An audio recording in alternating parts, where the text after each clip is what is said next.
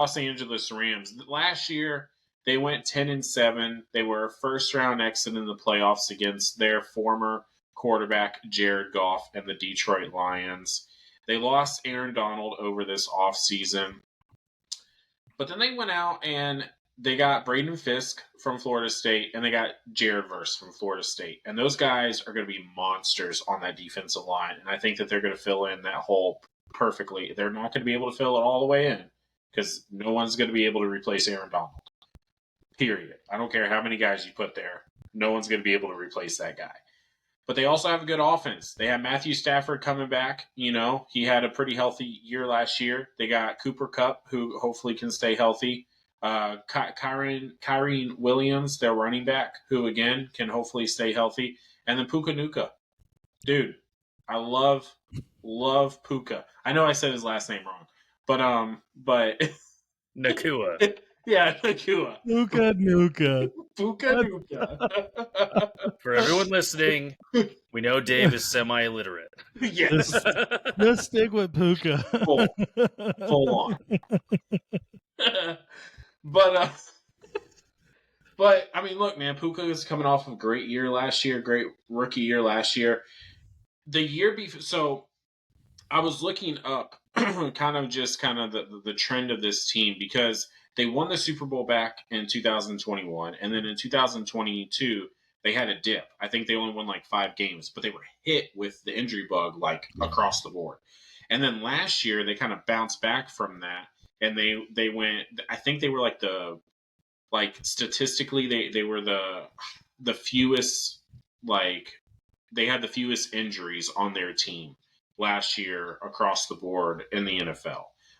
So if they can stay healthy, this team can obviously win, 10 to 11 games this year. I have them going 10-7 again though this year. It's going to really rely on the health of this team, but I think that they can make it to the playoffs again. I don't know how far they'll go, but I think that they can make it another playoff run. Are we sharing notes? Maybe. I don't know, because we just had like a similar thought for the past 2 teams, and I have them at 10-7 this year.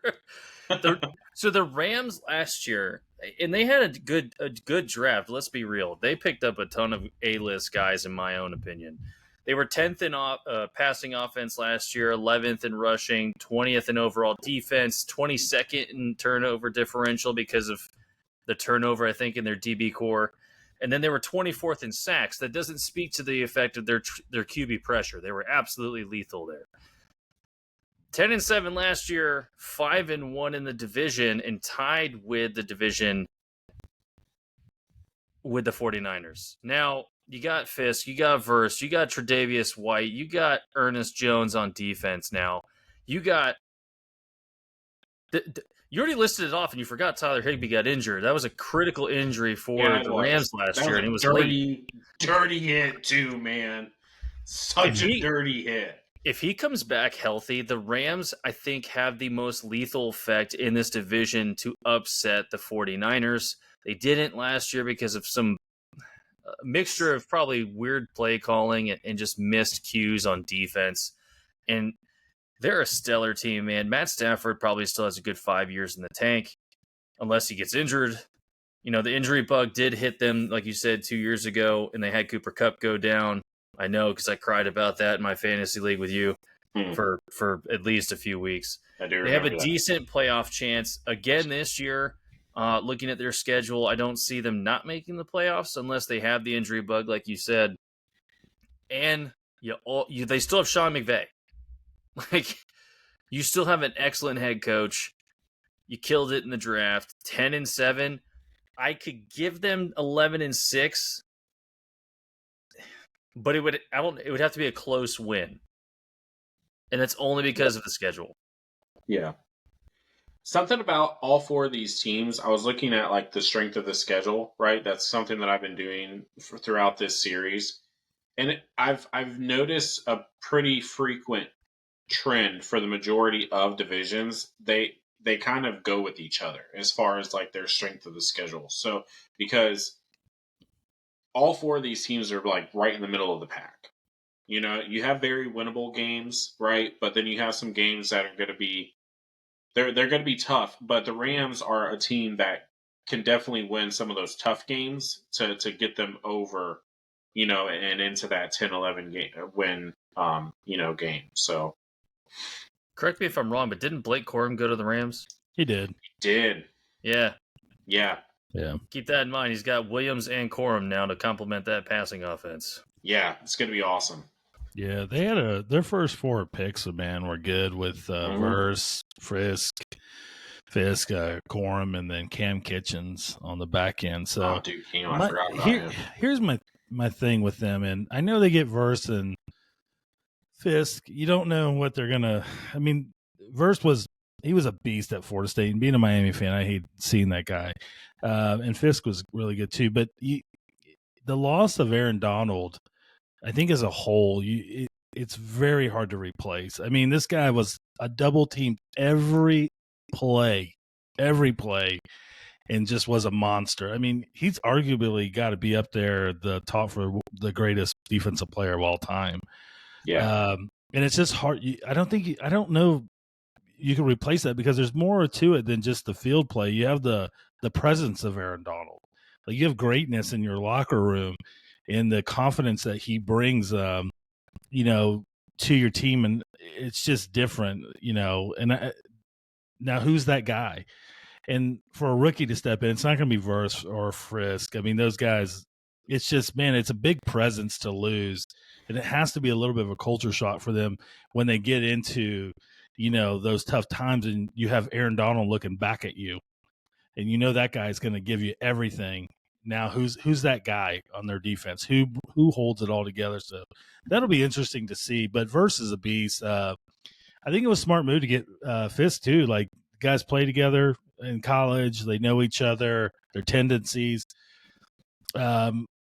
I do like. I think Kyron Williams, man, if he stays healthy, has a really good year. I like the offense of this team. I actually like this team. I'm a Stafford fan, man.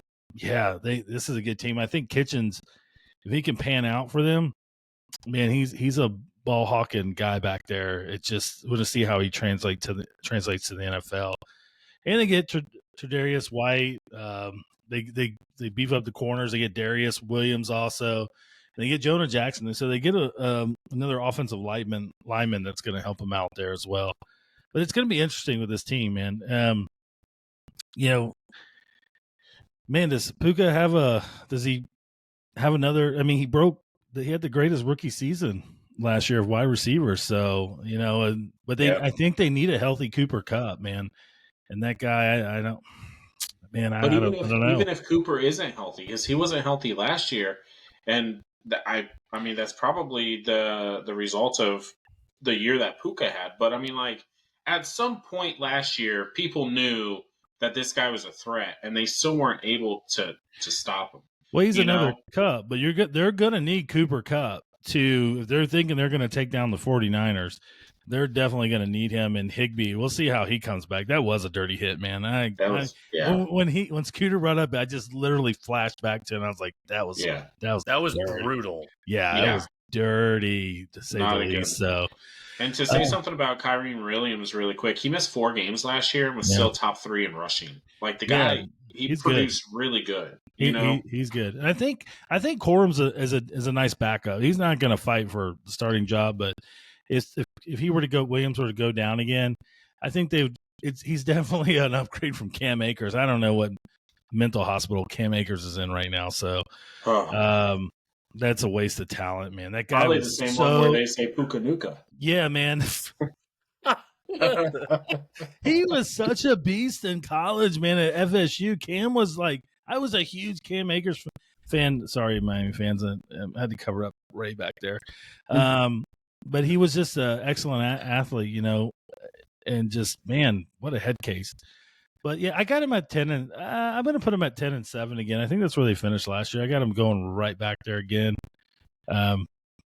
Maybe 11-6, but they need Cooper they need the old Cooper Kupp to come back, man. They need that guy healthy. They're going to need him all year.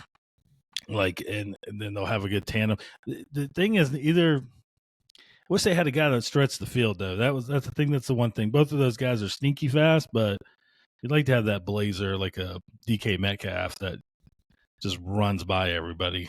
Yeah, they had Yeah. It was a Jefferson, I think. Jefferson, yeah. And then they got rid of him. Yeah. But we'll see. I think they're a good football team, man. I like them. I see them back in the playoffs. If they don't make the playoffs, that's be a tough one. Yeah. Yeah, I don't foresee that happening this year. I mean, they're a good team. It really is, though, man. They got to stay healthy. Because if that team is healthy, they're dangerous, and they can beat pretty much anyone in the NFL. And I love their head coach with Sean. Just think the loss of Aaron Donald. If you look at all their draft picks, I'm pretty sure it's all defense except for Blake Corum.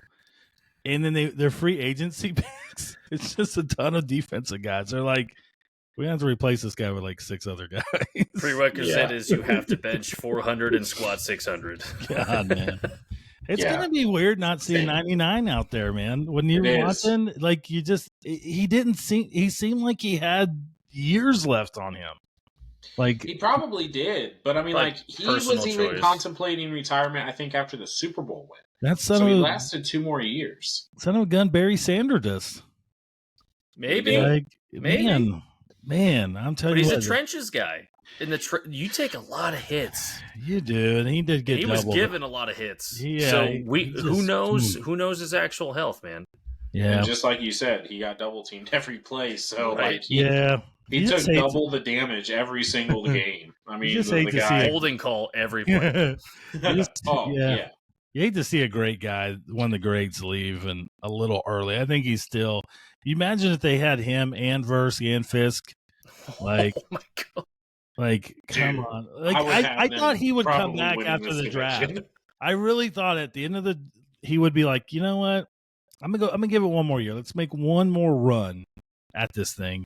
And man, I don't even think hypothetical. If he did come back, if Aaron Donald did come back because of the draft, do you see them now as a Super Bowl contender instead of just playoffs? I think they're definitely in contention to win the division. And I mean, when we get to the Rams, we'll get into or the 49ers. Yeah, man, that guy is he's the difference maker. Like I love it when I used to see him and Trent Williams. Like if he was on Trent Williams' side, and he was giving Trent Williams the business, and that guy's arguably the best offensive tackle to ever play football.